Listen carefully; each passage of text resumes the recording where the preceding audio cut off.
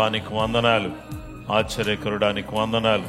ప్రేమగల దేవా, నీ ఘనమైన శ్రేష్టమైన ఉన్నతమైన నామమును బట్టి నీకు స్తోత్రం స్తోత్రం స్తోత్రం. అనారోగ్యంగా ఉన్నటువంటి ప్రతి బిడ్డను మీ నామములో మీరు ముట్టండి ప్రభువా, స్వస్థపరచండి. అలాగే అనారోగ్య పరిస్థితిలో బాధపడుతున్న బిడ్డలకు స్వస్థత శీఘ్రంగా లభించును గాక. ఆశ్చర్య కార్యాలు, అద్భుతమైన కార్యాలు యేసు నామములో జరుగును గాక. మాతో మాట్లాడండి, మీ స్వరాన్ని మాకు వినిపింప చేయండి. యేసు నామములో అడుగుచున్నాం తండ్రి, ఆమేన్.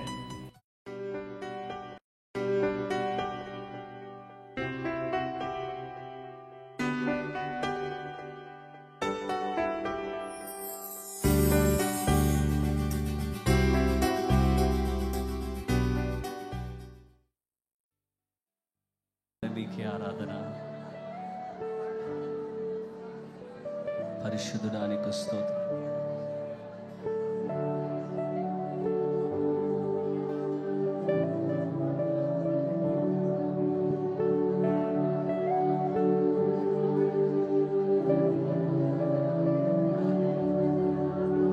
నిన్ను పోలిన వారెవరు, మేలు చేయు దేవుడవు, నిన్నే నమ్మితి నా దేవా. నిన్ను పోలిన వారెవరు, మేలు చేయు దేవుడవు, నిన్నే నమ్మితి నా దేవా. సరిగ్గా పోలిన వారు, నిన్ను పోలిన వారెవరు, మేలు చేయు దేవుడవు, నిన్నే నమ్మితి నా దేవా. నిన్నే నా జీవితమునకు ఆధారము చేసుకొంటిని, నీవు లేని జీవితమంతా వ్యర్థముగా పోవునయ్యా. నిన్నే నా జీవితమునకు ఆధారము చేసుకుంది, నీవు లేని జీవితమంతా వ్యర్థముగా పోవునయ్యా. ఎల్ షదాయ్ ఆరాధన, ఎలోహీం ఆరాధన, అడోనాయ్ ఆరాధన, యేషువా ఆరాధన, ఎల్ షదాయ్ ఆరాధన, ఎలోహీం ఆరాధన, అడోనాయ్ ఆరాధన, యేషువా ఆరాధన.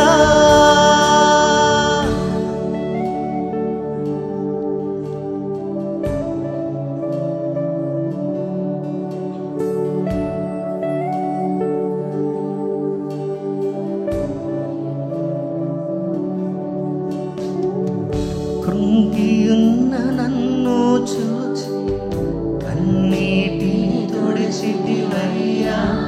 కంటి పాపవాలే కాచి కరుణతో నడిపితివయ్యా. కృంగియున్న నన్ను చూచి కన్నీటిని తుడిచితివయ్యా. కంటి పాపవాలే కాచి కరుణతో నడిపితివయ్యా. ఎల్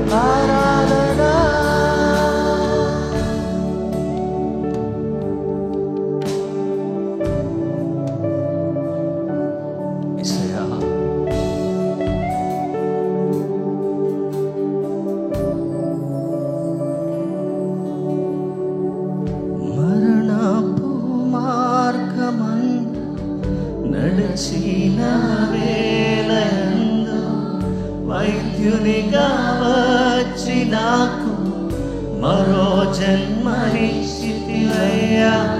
మరణపు మార్గమందు నడిచిన వేళయందు వైద్యునిగా వచ్చి నాకు మరో జన్మనిచ్చితివయ్యా.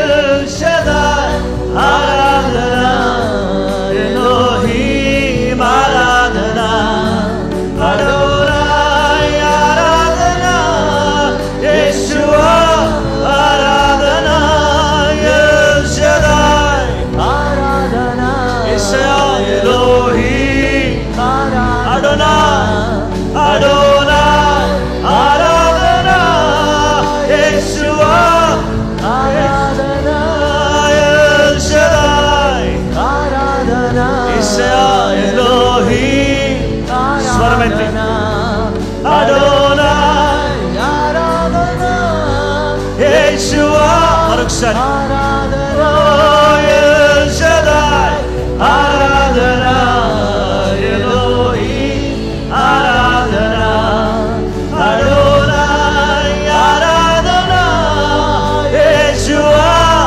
ఆరాధనా.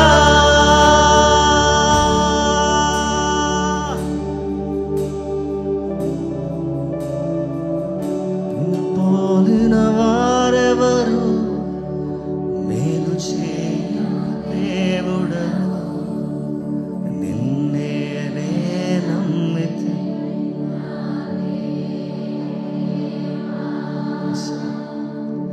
నిన్ను పోలిన వారెవరు, మేలు చేయు దేవుడవు, నిన్నే నే నమ్మితి.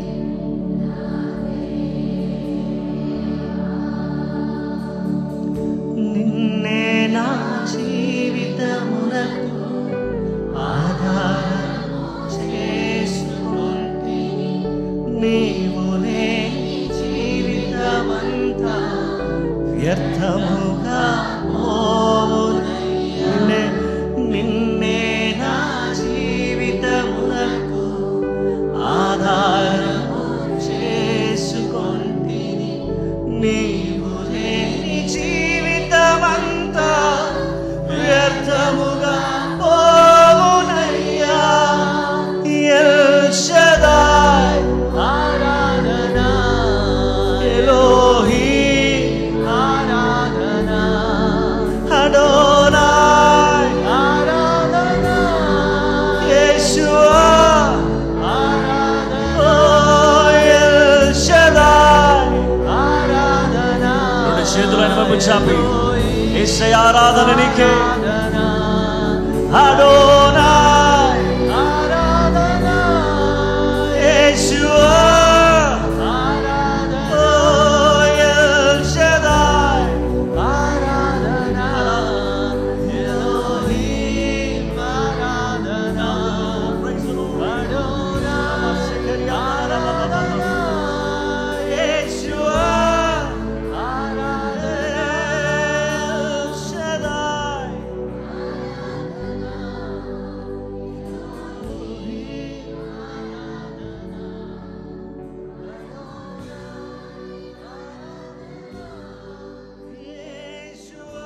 యేషువా ఆరాధనా.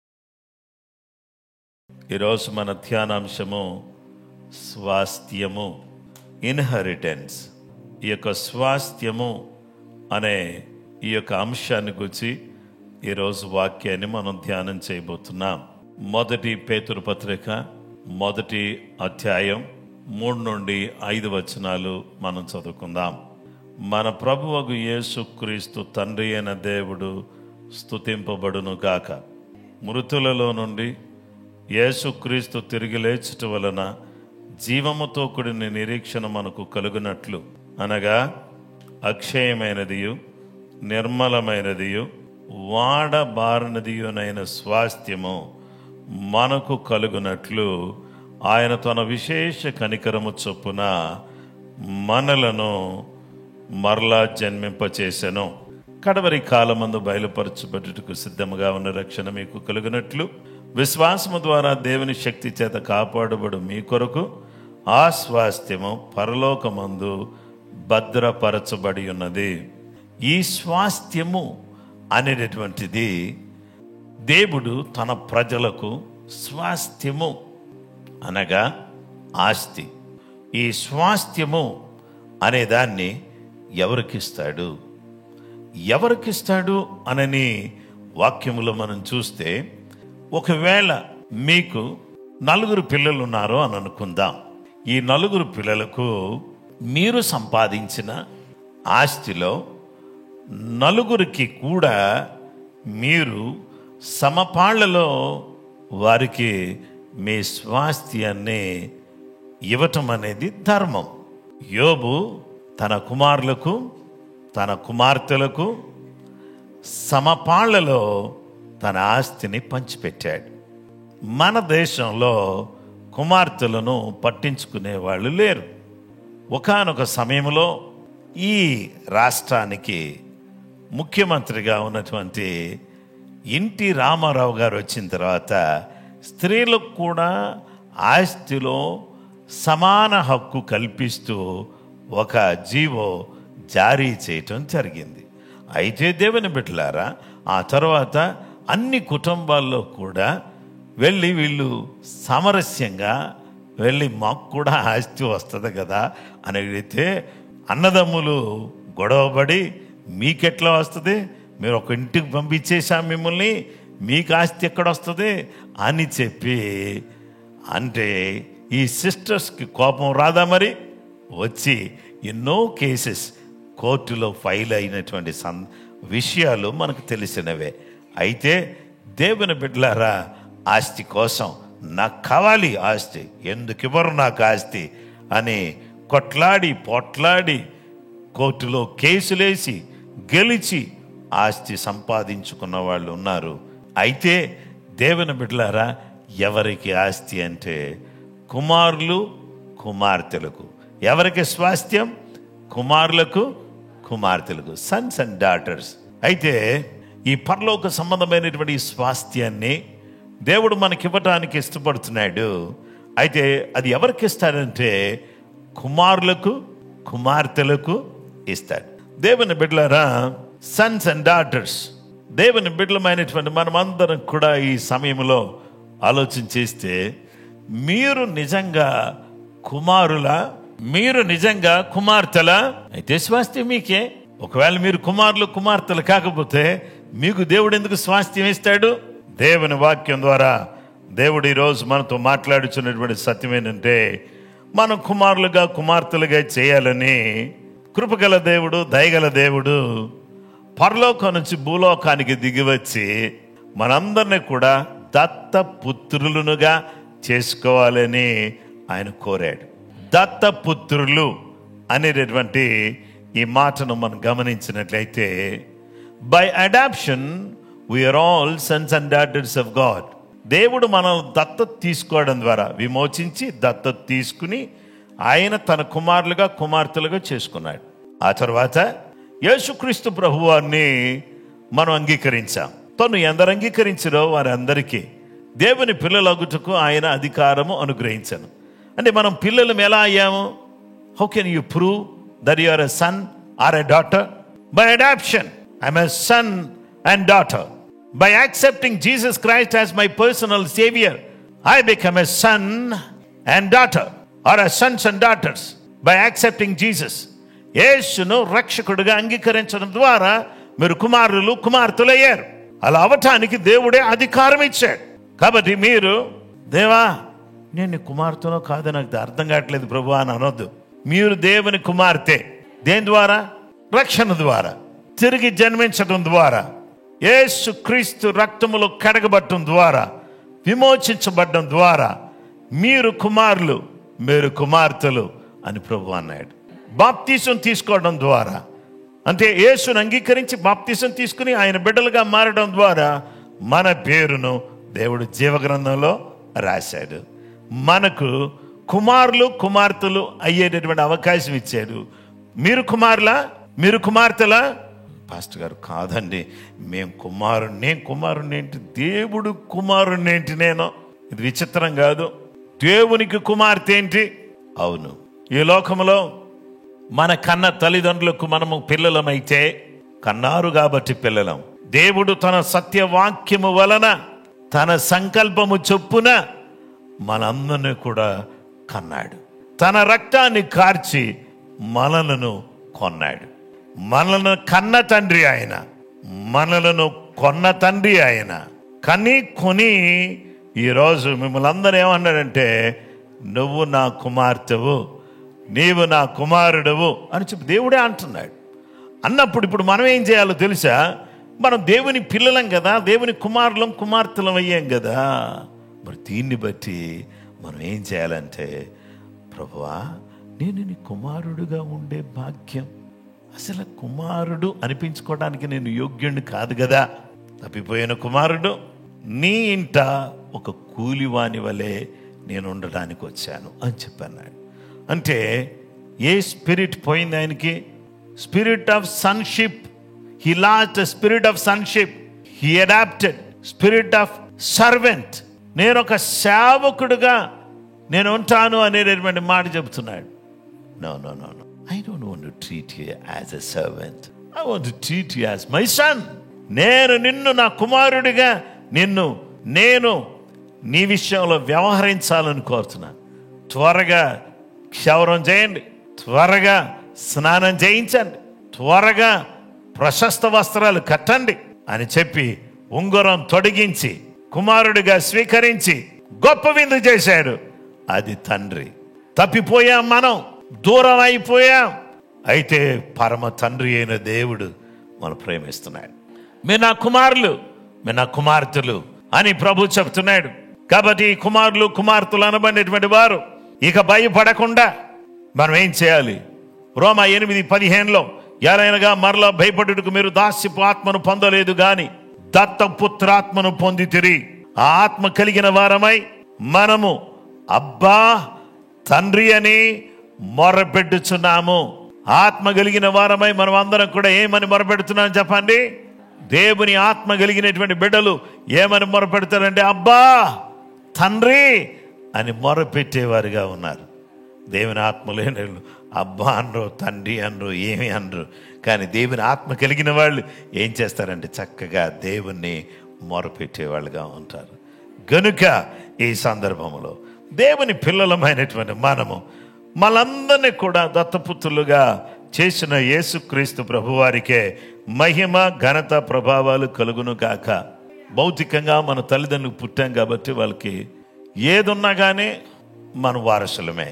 వాళ్ళకి ఏదున్నా వాళ్ళకి మనం పుట్టాం కాబట్టి, మరి దేవునికి మనం పుట్టాం కాబట్టి, దేవుడు మనల్ని కన్నాడు కాబట్టి దేవుడికి ఏదున్నా దానికి మనం వారసులం. ఇంకా అర్థం కాలేదు కొంతమందికి. ఎందుకంటే మనం మన తండ్రికి ఓ 10 కోట్ల ఆస్తి ఉంటే ఆ 10 కోట్ల ఆస్తికి కూడా మనము వారసులం. ఓకే, 100 కోట్లుంటే దానికి వారసులమే, 1000 కోట్లుంటే దానికి వారసులమే. ఒకవేళ మన పరమ తండ్రికి మనము పిల్లలం కాబట్టి ఇప్పుడు మనము స్వాస్థ్యం పొందడానికి మనల్ని దేవుడు మీరు పిల్లలు కాబట్టి మీరు వారసులు. ఈ వారసులు చూడండి, స్మాల్ బేబీ పుట్టిన వెంటనే ఆ బేబీ దగ్గరికి వెళ్ళి ఎంత దృష్టవంతురాలు అమ్మా నువ్వు, పక్కింటా వచ్చి అంటుంది, ఎంత పెద్ద ఇంట్లో గొప్పోళ్ళ ఇంట్లో పుట్టావు తల్లి, నీకెంత భాగ్యం అమ్మా, ఎంత అదృష్టం అమ్మా, ఎంత గొప్ప కృపమ్మా అని, ఎంత అదృష్టం నిన్ను వరించింది తల్లి అని ఆ చిన్న బిడ్డతో చెబుతుంటే ఆ చిన్న పిల్లకేమీ అర్థం కాదు. ఎందుకో తెలుసా? ఆ బేబీ కాస్త బేబీ గర్ల్ పెరుగుతుండగా అబ్బా ఎంత అదృష్టవంతురాలు అమ్మా అని కాలేజీ స్థాయిలోకి వస్తే చదువే మానేసే ప్రమాదం ఉంది. నాకేం తక్కువ అని చిన్నపిల్ల ఇప్పుడు చెప్తేనేమో అర్థం కాలేదా? యుక్త వయసులో చెప్తేనేమో గర్వం వచ్చిందా? అయితే అర్థం చేసుకోవాల్సింది ఏంటంటే, అల్పులమైన మనల్ని అద్భుతమైన దేవుని వారసులుగా చేశారంటే, చేశారా అని ఆలోచనలో పడి ఆలోచన చేస్తున్నారు. నిజంగా దేవుని రాజ్యానికి, దేవుని ఆస్తికి, దేవునికి పిల్లలైన మీరందరూ కూడా వారసులు.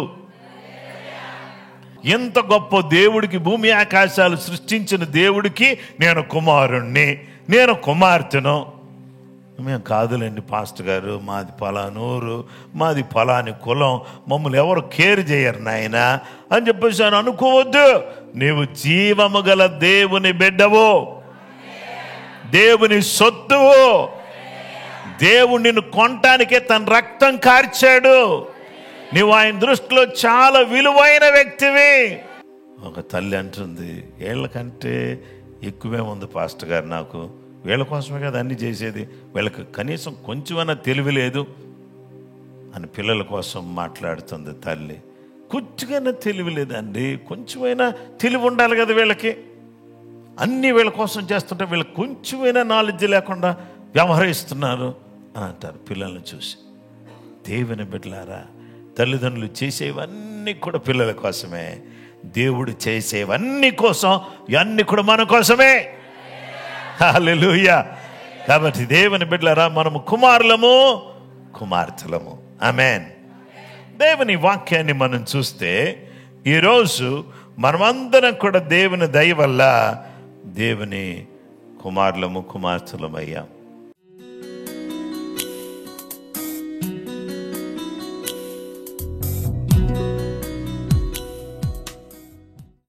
ప్రభు సన్నిధిలో కుమారులు, కుమార్తెలుగా, పరీక్షను జయించిన వారిగా, మమ్మల్ని మేము స్వాధీనపరుచుకుని నియంత్రణ కలిగిన వారిగా ఈ లోకంలో మేము బ్రతకడానికి సాయం చేయని ప్రభా.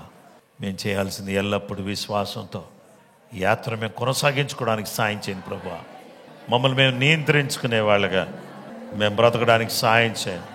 గొప్ప స్వాస్థ్యం ఇవ్వడం కోసం పిలిచారు. ఆ స్వాస్థ్యం పరలోక రాజ్యం. ఆ పరలోక స్వాస్థ్యాన్ని, వాడబారని స్వాస్థ్యాన్ని మాకు ఇవ్వడం కోసం పిలిచారు. దాన్ని మేము పోగొట్టుకోవడం మాకు ఇష్టం లేదు ప్రభువా. ఏ విషయంలో కూడా లాలూచీపడి, రాజీపడి ఆ స్వాస్థ్యాన్ని మేము పోగొట్టుకోవడం మాకు ఇష్టం లేదయ్యా. మీ సహాయం మాకు దయచేయి. ఎల్లప్పుడు విశ్వాసంతో యాత్రను కొనసాగించడానికి నీ కృప మాకు దయచేయండి ప్రభువా. పరిపూర్ణమైన నియంత్రణ కలిగిన వారమై బ్రతకడానికి కృప మాకు దయచేయమని యేసు నామములో ప్రార్థన చేసి వేడుకొనుచున్నాము తండ్రి. ఆమేన్.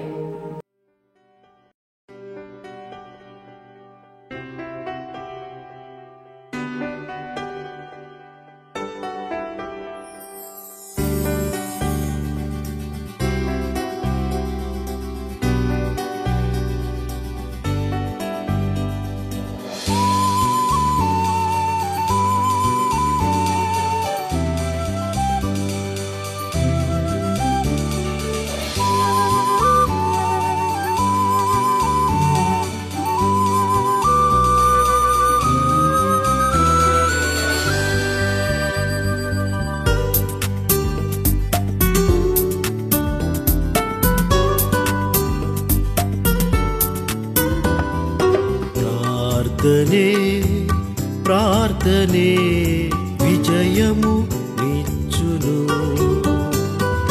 ప్రార్థనయందు ఆసక్తి కలిగి ఉండుము. హల్లెలూయా, హల్లెలూయా, హల్లెలూయా, హల్లెలూయా, హల్లెలూయా, హల్లెలూయా, హల్లెలూయా, హల్లెలూయా.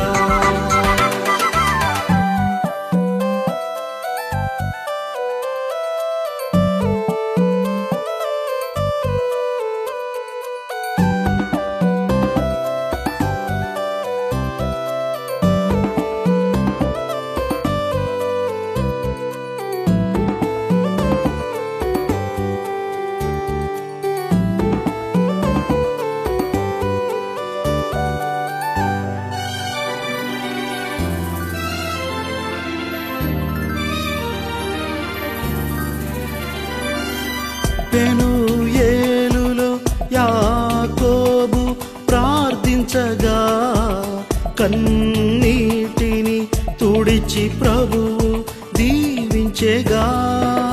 పెనూయేలులో యాకోబు ప్రార్థించగా కన్నీటిని తుడిచి ప్రభువు దీవించెగా. నీ పేరు ఇశ్రాయేలు, నీ భాగ్యము బహు గొప్పది. నీ పేరు ఇశ్రాయేలు, నీ భాగ్యము బహు గొప్పది. ప్రార్థనే ప్రార్థనే